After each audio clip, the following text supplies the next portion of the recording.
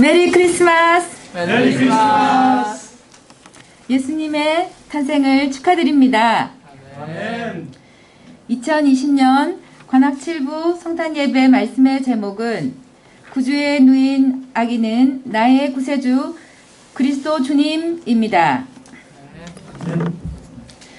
말씀은 누가복음 2장 1절로 14절이고 또 요절 말씀은 누가복음 2장 11절입니다. 다 같이 요절 말씀을 읽어보겠습니다. 시작. 오늘 너희를 위하여 구주가 나셨으니 곧 그리스도 주시니라. 기도하겠습니다. 하나님 아버지, 겸손하사 하늘의 보좌에서 구유의 아기로 오신 예수님을 찬양합니다. 예수님께서 저희 죄를 사하시고 생명을 주시니 감사합니다.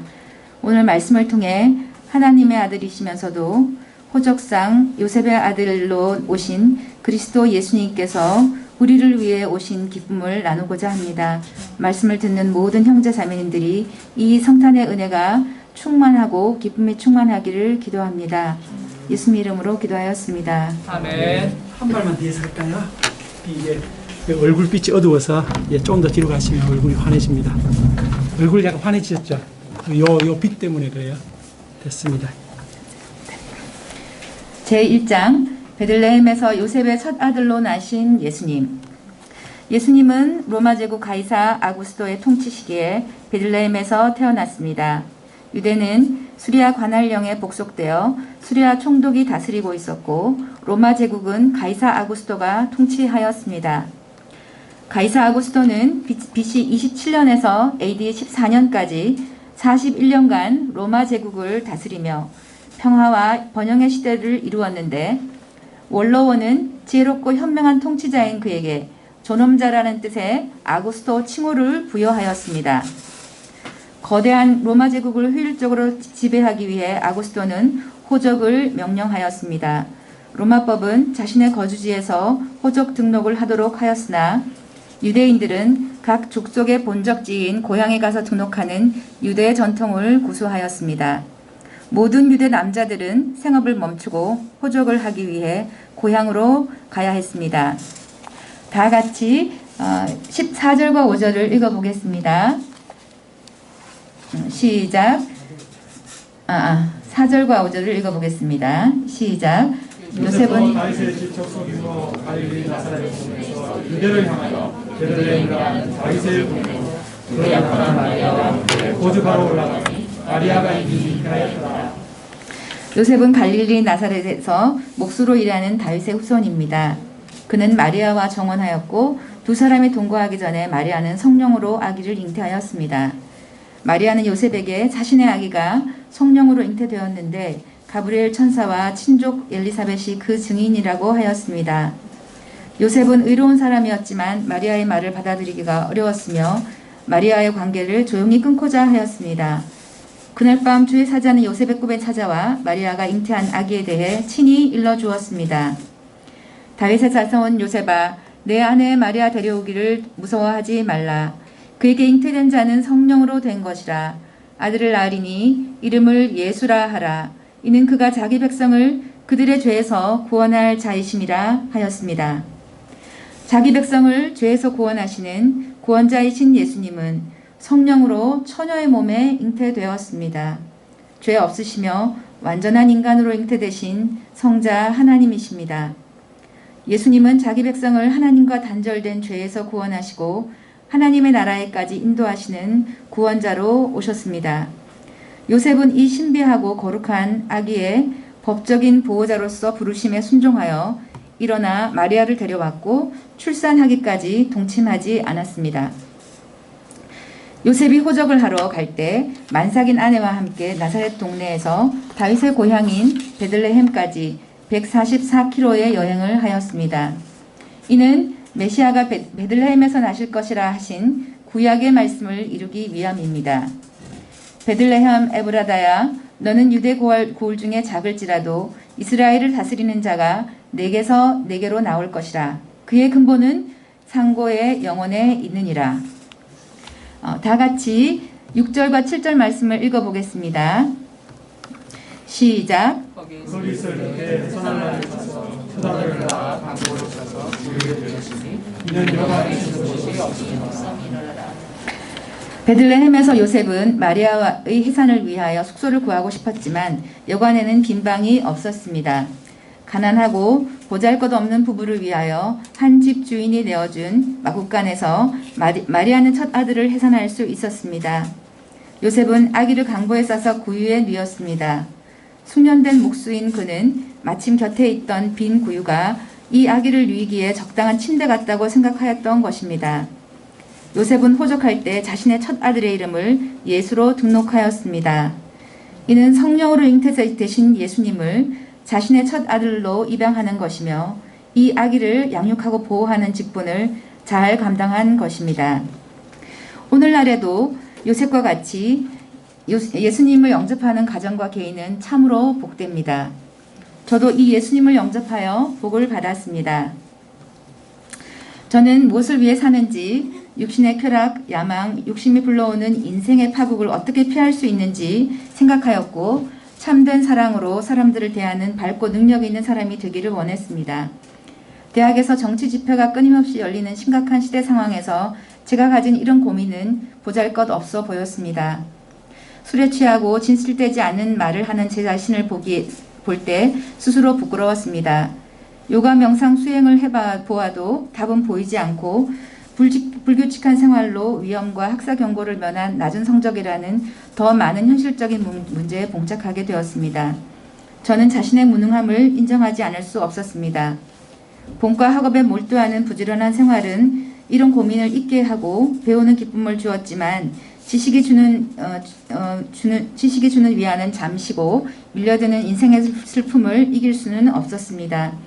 저는 교회를 찾아가 기도하며 저의 마음에 찾아오신 예수님을 영접하게 되었습니다. 하나님께서 저의 인생의 목적을 찾게 도와주시도록 저 자신을 맡기고 예수님을 저의 주님으로 영접하였습니다. 기독학생에서 활동하며 성경과 예수님을 알지 못하는 자신을 발견하고 성경을 배우게 해달라고 기도하였습니다.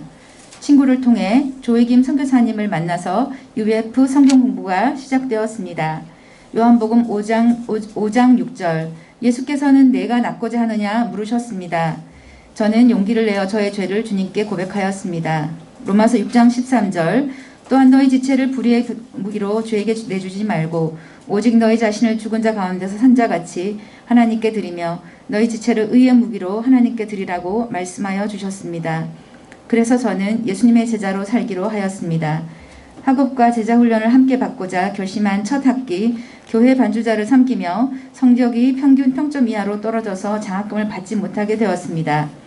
예수님을 배우기 위해 시간을 쪼개 공부하며 공부를 위해서도 간절히 기도해야 한다는 것을 배웠습니다. 준우등 졸업 성적이었지만 소아치과 전공 선발에 7대1의 관문을 통과하게 해주신 주님께 감사드립니다. 이는 하나님께서는 예수님의 제자 생활한 것을 축복해 주시고 살아계셔서 저를 보고 계시며 하나님을 찾는 제게 상을 주심을 체험하는 일이었습니다. 눈물 많은 인어공주 신세라고 생각하였던 제가 하나님 나라의 공주가 된 것입니다. 하나님을 진심으로 사랑하는 믿음 있는 남편과 가정을 이루어 성경 선생으로 사는 생활은 새로운 즐거움이 많았고 자기 부인과 자기 십자가를 지는 법을 배우게 되었습니다. 주부와 엄마로서의 역할과 치과의사 업무는 즐겁고 또 매일매일 도전이었습니다. 제가 이러한 주님의 십자가를 질 때 하나님께서 자녀들이 주님을 만나도록 인도하셨고 집과 재물, 필요한 것들을 주셨습니다. 믿음 안에서 친구들과 영적인 가족들도 주셨습니다. 뿐만 아니라 외상을 입어 입원하였을 때 목 디스크로 몸을 제대로 움직이지 못할 때에도 주님께서 찾아와 더욱 친밀하게 위로하고 말씀하여 주시는 것을 체험하였습니다.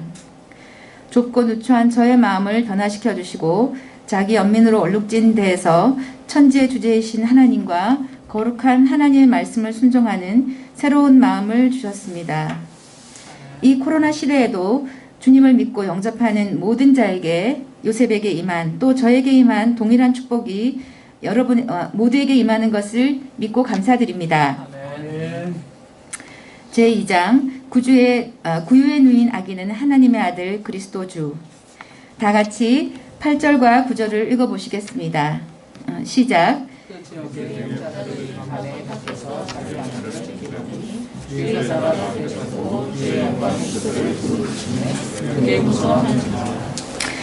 다윗은 BC 천년경 베들레헴 들판에서 아버지의 양떼를 돌보는 목동이었습니다. 그는 양들을 지키기 위해 돌팔매를 연습하였고 휴식을 취할 때는 수금으로 하나님을 찬양하였습니다. 그 다윗이 양을 치던 동네 베들레헴 마구간에서 하나님께서 약속하신 그리스도께서 탄생하셨습니다. 예수님이 탄생하신 밤에 베들레헴 언덕에서 주의 영광이 목자들을 두루 비추었습니다. 성탄절은 주님의 영광이 이 땅에 비추인 은혜의 날이기 때문에 우리가 메리 크리스마스라고 인사하는 것입니다. 그러면 지금 옆에 계신 분들과 함께 다시 한번 인사해 보겠습니다. 시작. 메리 크리스마스.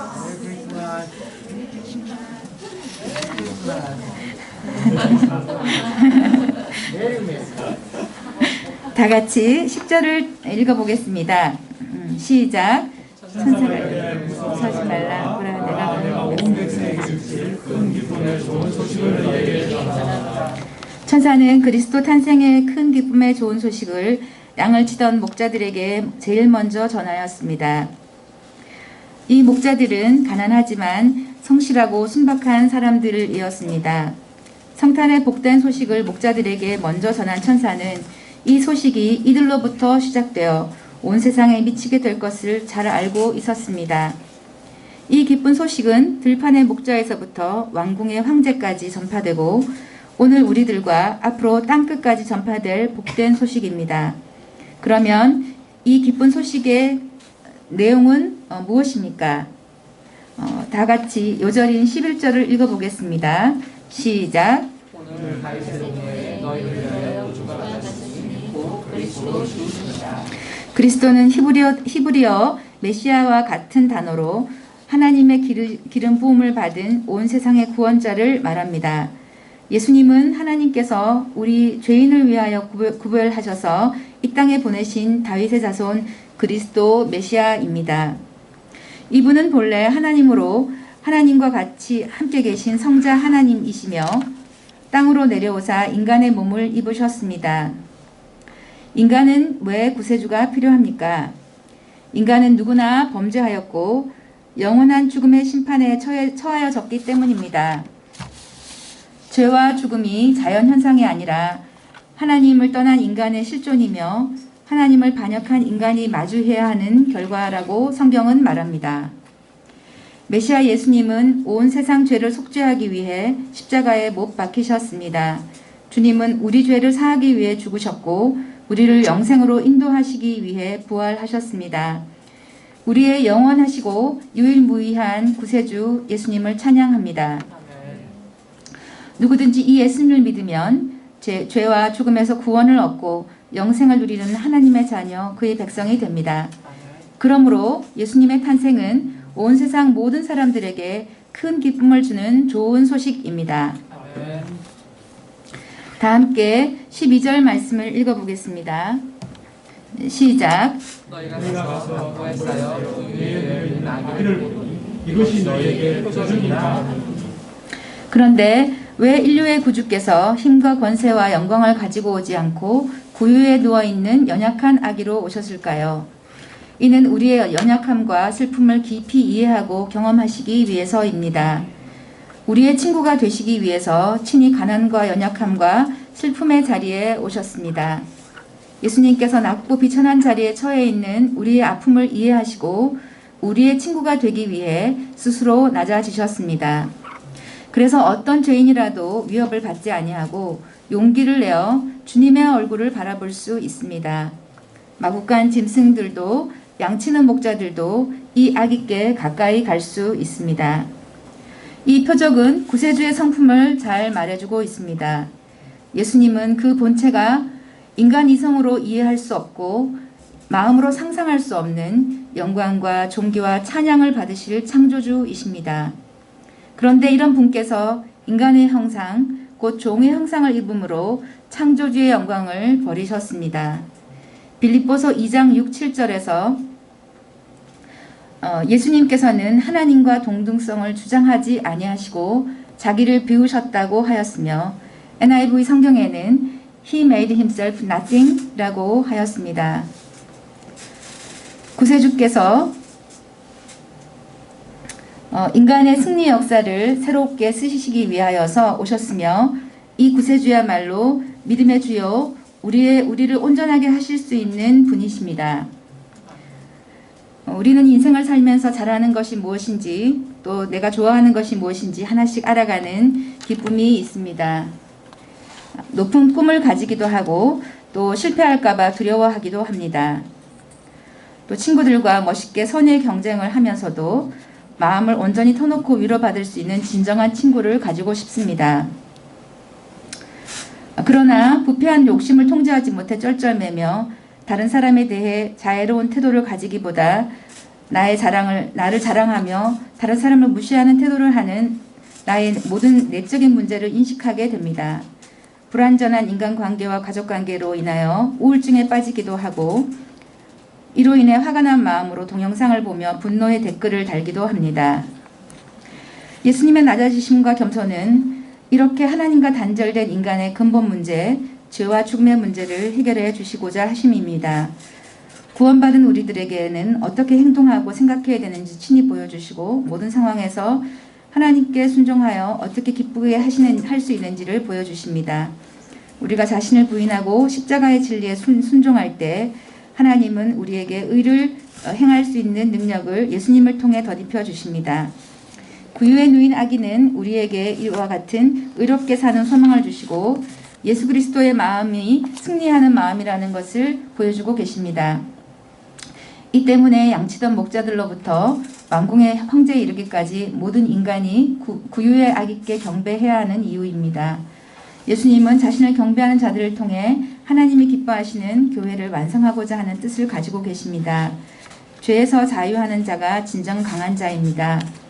관악 7부가 하나님이 기뻐하시는 교회로 하나님 나라 가기까지 완성되어 가고 이 공동체 안에 많은 주님의 사람들이 와서 함께 예수님을 배우고 성장하는 복을 충만히 누리게 되기를 기도합니다.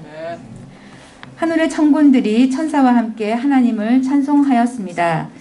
다 같이 14절 말씀을 읽어보겠습니다.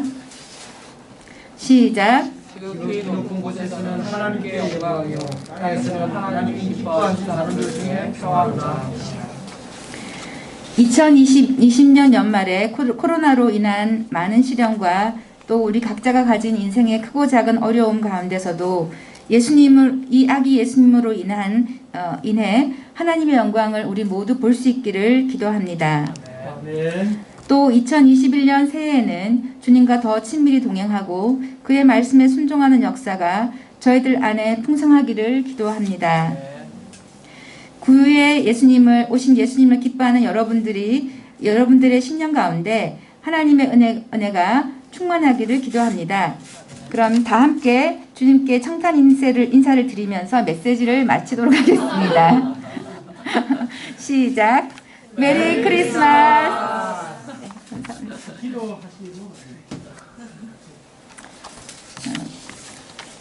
하나님, 구유에 누워서 저희의 구세주가 되어주시고 또 우리를 모든 죄와 사망에서 구원하시며 의를 행하기에 합당한 자로 저희를 불러주셔서 감사합니다. 저희가 이 복을 이 성탄에 충만히 누리고 또 2021년 또 새롭게 살아가야 될 방향을 잡을 수 있도록 은혜를 허락하여 주시옵소서. 성탄에 오신 아기 예수님을 찬양합니다. 예수 그리스도 이름으로 기도하였습니다. 아멘.